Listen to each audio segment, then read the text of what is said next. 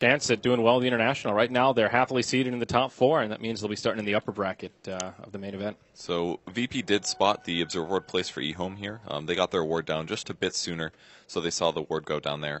They don't have any sentries to start off, so they won't be able to kill it, but at least they know where the vision is, and that's actually a lot of the battle for it. Look, yeah, I thought that was the players for some reason. That's a lot of the battle for the supports. That way they know that whether or not they need to use the smoke to gank mid. Like during daytime, they'll have to use the smoke because vision range is still so high, but during nighttime, they can skip the smoke and just go for the regular gank. All right, so let's see how these lanes settle down here. Looks like a 2-2-1 coming out of eHome. DDC will be mid on the Winter Wyvern for now, using that Arctic Burn to harass back G out of the gate. Lanham taking some damage here. He actually might go down, but he gets the mana burn on Illidan. Illidan actually taking some right click. Yeah, wow, a lot of aggression early on here. So mid lane turning into a dual lane as well as Lil's already rotated up in this off lane. Rubik as well as Phoenix. I thought that was the Shadow Shaman for a second there. I don't know why that Rubik skin threw me off. Interesting lane setups here from both sides. So it's a safe lane Razor versus the off lane Earthshaker. It's pretty consistent that people abuse VP in this way, where they do pick the Earthshaker. They anticipate it being off lane, especially when they see the hero pick, and they just put pretty much any typical 1v1 hero against it, and it becomes really tough for DK Phobos here. Like, he can still last hit well with Enchant Totem. That's pretty cool. It's like a free last hit every 5 seconds. But other than that, his ability to harass his opponent is not there. So usually he gets worked out in that way. CTY caught by an LSA in the mid lane. Rocket Barrage does some decent damage, though only level 1. Not enough for a kill on CTY. Will force him to eat that salve. He's already chewed through one of his shared tangos. Not that close to the bottle, so this is turning into kind of a rocky lane experience for him as Lil is still just lingering around here and constantly harassing him. Yeah, just completely zoned out of experience range, so less creeps for him. Sitting at, not even 3 yet. Lanham also shifting. They also de-warded that observer ward, so even less vision now for CTY makes things even scarier because he doesn't always have the vision to see the supports approaching. Yeah, absolutely. And once DK Phobos gets some more experience, it's always scary when an Earthshaker can sit in fog, hit you with a fissure, and then that can set up for G to maybe connect with some cooldowns, get the rocket barrage going, even queue up a homing missile, and that can force Storm to use his ultimate in a slightly different manner and make sure he's always got some available to get rid of that homing missile. In the safe lane here, Illidan's up to 8 last hits. A little bit of harass on FNG. He's actually in trouble here. He uses a shackle on DDC, and RGK with the dive is able to get in position for that. One of the most dangerous things about Phoenix is that at any point he can position himself in his advantage. He does lose 25 or 15% of his HP by doing this dive, but in a situation like that where DDC alone puts him out of position, man, that's a super kill. Yeah. So now Lanham rotating towards the mid lane with Lil nearby. They're just kind of duking it out in the jungle, not even leeching XP from mid, both at a very comparable amount of experience right now. G actually going for a homing missile-based build here, Purge. He's doing a 1-2-1. This is much different, though, following suit with the mid gyrocopter, which we have not seen a lot. I kind of like this, because if Storm Spirit's not level 6, you're going to be able to super harass him, because at the moment it's a 250 damage nuke at maximum damage, the minimum. And I don't think it takes very long for the damage to hit full there. So he's just going to continuously spam these missiles on him. He's going to Bottle Crow to do this, I believe, and that's just going to keep CTY fairly low. Yeah. And put him in a good spot. He doesn't want to do it now because he can just stand next to the creep waves. But ROTK almost goes down up top, but Illidan doesn't want to commit for it. The Arctic Burn enough to scare him back, and he will blink defensively. But having a pretty good time in this safe lane, staying very aggressive on this dual off lane here from eHome. Yeah, the rocket or the homing missile build is really difficult to deal with. Kill top. DDC might go down. Oh yeah, here we go. Shackle, it's and gonna that should be a kill. Illidan. He's not. Does he commit for it? Big save. The fire spirits. FNG committing. Will he get the attack off? He doesn't. Oh no. My gosh, that was so close. I knew that as soon as the fire spirits hit Anti-Mage, he wasn't going to get an extra attack in, and he even had Cold Embrace there. Well, that was from the last kill. I think he leveled up, but. What an outplay. That was I saw the blood as well from VP's perspective, but they just didn't quite have the damage. They almost got a double kill too, but they both got out. Yeah, that's incredible. That's part of the power of the Phoenix there. The fire spirits do work against the anti-mage. So I wanted to comment on this Winter Wyvern. I noticed he put an extra point in the Arctic Burn, and DDC is the Winter Wyvern player that does this consistently. He maxes out Arctic Burn, and he is really the only top-tier competitive player that does this build. Most Winter Wyverns just go for that value point and put the points in the Splinter Blast. But he's committed to that low cooldown on being able to fly over the trees. Yeah, it kind of comes down to how you play the hero, I think. If you go for Splinter Blast, you can counter push a lot. If you get more Arctic Burn here, you increase the slow amount, and most importantly, the cooldown goes down massively. And the range goes up a lot too, so it kind of gives you more safety to use Arctic Burn, really.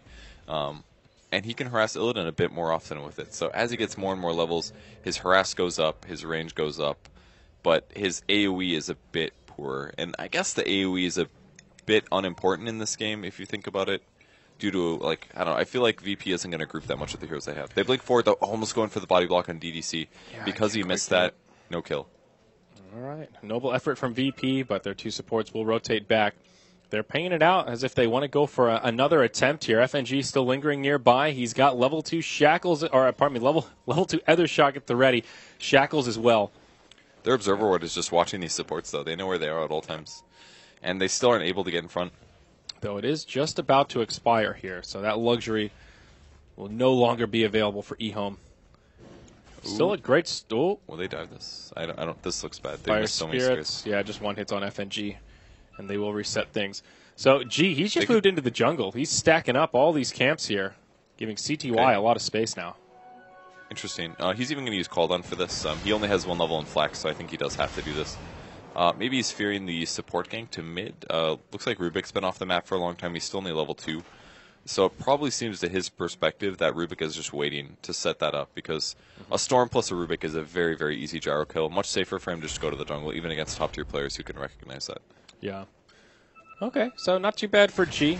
Quite a good CS score right now, and actually farming ahead of the Storm Spirit, given that he's been able to stack this up. Looks like still a double stack here at this hard camp, or a medium camp, rather.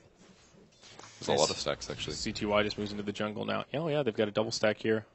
And anything he doesn't kill will eventually get farmed by either Lina or Anti-Mage of the Battle Fury, so he's going to be completely fine with this. Maybe even Earthshaker as well. Earthshaker's actually doing pretty well. He's not remaining competitive with the Razor, but considering the matchup, he's got 20 CS now versus Razor's 37. I think that's pretty solid. Yeah, and the lack of rotations down this way means he's been able to get a lot of experience. He's almost level 7 and closing in on that soul ring. So all things considered, Phobos having a good time. Anti-Mage definitely not farming as well as he would like. Only 29 last hits.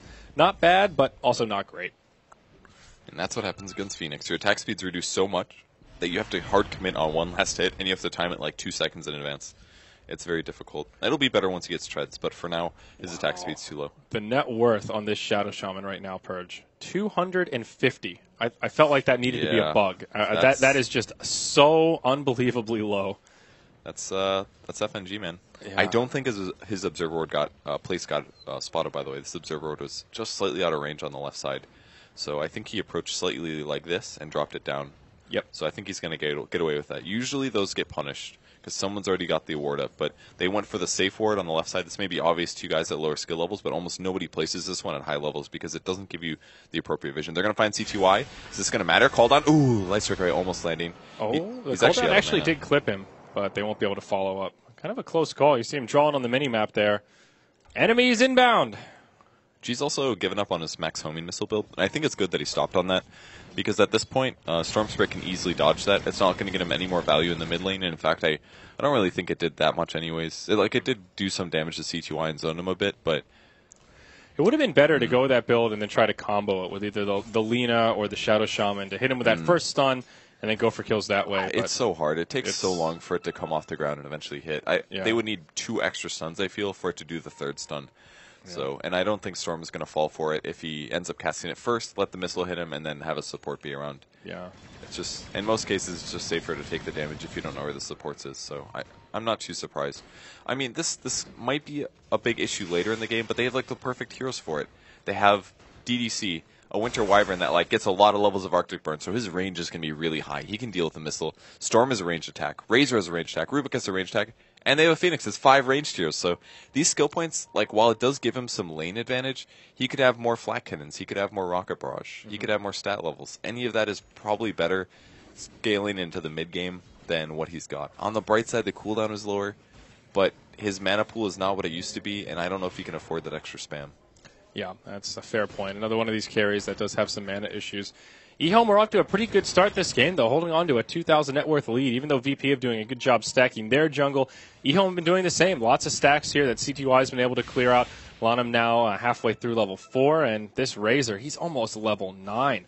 He'll go for the mech. Already has the headdress. I almost wish he got a Midas here. Because his lane has been so passive. I mean, obviously he did have some slight contests from the Earthshaker, so getting the Midas would have given Earthshaker potential to go for the kill there. But still, it feels like it would have been a good opportunity. But at the same time, he's against an anti-mage. Does he really want to go late against an anti-mage? He probably doesn't, especially as a Razor. He's better off just going for the early game build, taking towers, and trying to get gold advantage that way, pressuring him. Yep. AM picks up his power treads now. Ring of Health, just beginning that slow quest towards his Battle Fury. ROTK also level 6 on the Phoenix, so Supernova's here. Rather underwhelming at level 1, but still some potential to secure kills if VP get aggressive. Now a smoke from Virtus Pro. Phobos, G, and FNG rotating into the jungle. Looks like they're hoping for the storm. Oh, did they go for the distracts courier? them. Oh, they got way too distracted from that. Oh, no. That's unfortunate. Breaks the smoke, and Storm just heads back to safety. Yang also just TPs out. That's just a really good place for Storm or any other farmer to be during that time period because there's just a little sliver of vision there. And any time that he casted Remnant, he would have been able to see outside of it. So, Plus the courier was there, also giving him vision. He also had an observer ward kind of close by. So they didn't get the kill, but they also did put an observer ward down from safety. So that is pretty good for them. They accomplished 2 things with that smoke instead of just 1. And though they didn't get the kill, they still get the ward down. So it's not the worst. Now eHome, they try smoke at their own. 3 rotating up top on the backside of ROTK. Lanham, smoke will get broken. They go straight in. Telekinesis, Winter's Curse as well. Anti-Mage in a lot of trouble. They can't quite finish him off, but the Arctic Burn will do it.